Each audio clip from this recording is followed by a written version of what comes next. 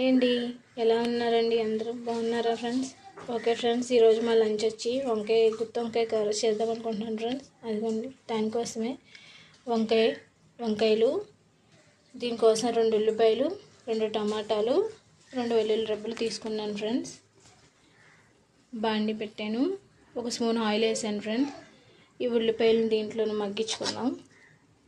అన్నీ కలిపేసేస్తున్నానండి. ఇది కొంచెం పచ్చివాసన పోయేదాకా మగ్గించుకొని తర్వాత మిక్సీ పట్టుకున్నాం ఫ్రెండ్స్. దీంట్లో కాంబినేషన్ ఏమో టమాటా రసం పెట్టానండి. ఓకే ఫ్రెండ్స్, ఇది బాగా మగ్గాలి. ఉల్లిపాయలు కొంచెం లైట్గా మగ్గినాయి ఫ్రెండ్స్. ఇంకొంచెం మంచిగా ఫ్రై అవ్వాలంటే మనం దీంట్లో కొంచెం సాల్ట్, కొంచెం పసుపు యాడ్ చేసుకున్నాం. ఇది కొంచెం మగ్గిన తర్వాత అప్పుడు మనం మిక్సీ పడుకుంటాం, అంటే పచ్చివాసన పోతుందని.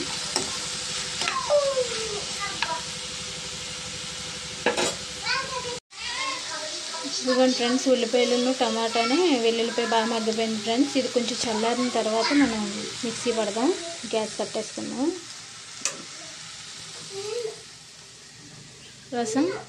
రసం అయిపోయింది ఫ్రెండ్స్. ఇంకొక 5 మినిట్స్ అంతే.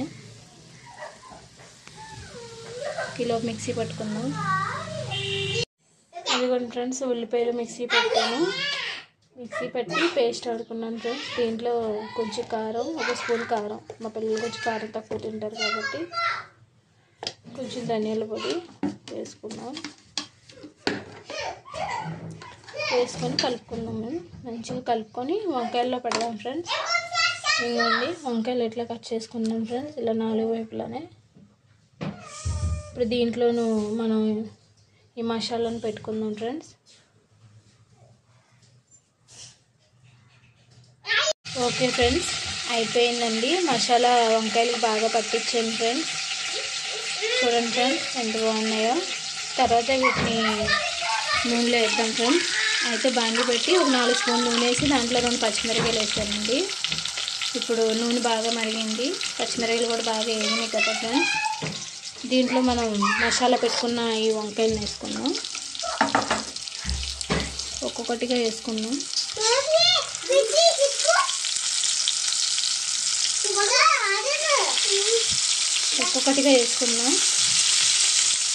అలా మొత్తం అన్నీ.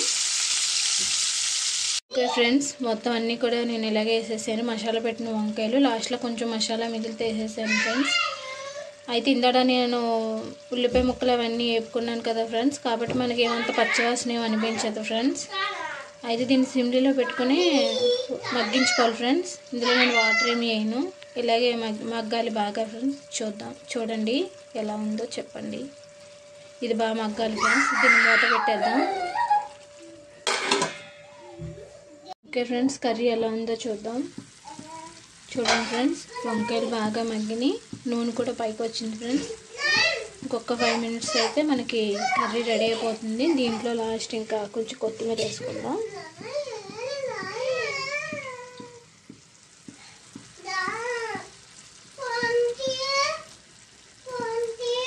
సిమ్లీలోనే పెట్టుకుని ఉడికించుకోవాలండి, ఎందుకంటే వంకాయలు మళ్ళీ మాడిపోతాయి. అందుకని దీన్ని మళ్ళీ మూత పెట్టేసేస్తున్నాను. ఇంకొక 5 మినిట్స్ అయితే మనకి కర్రీ అయిపోతుంది.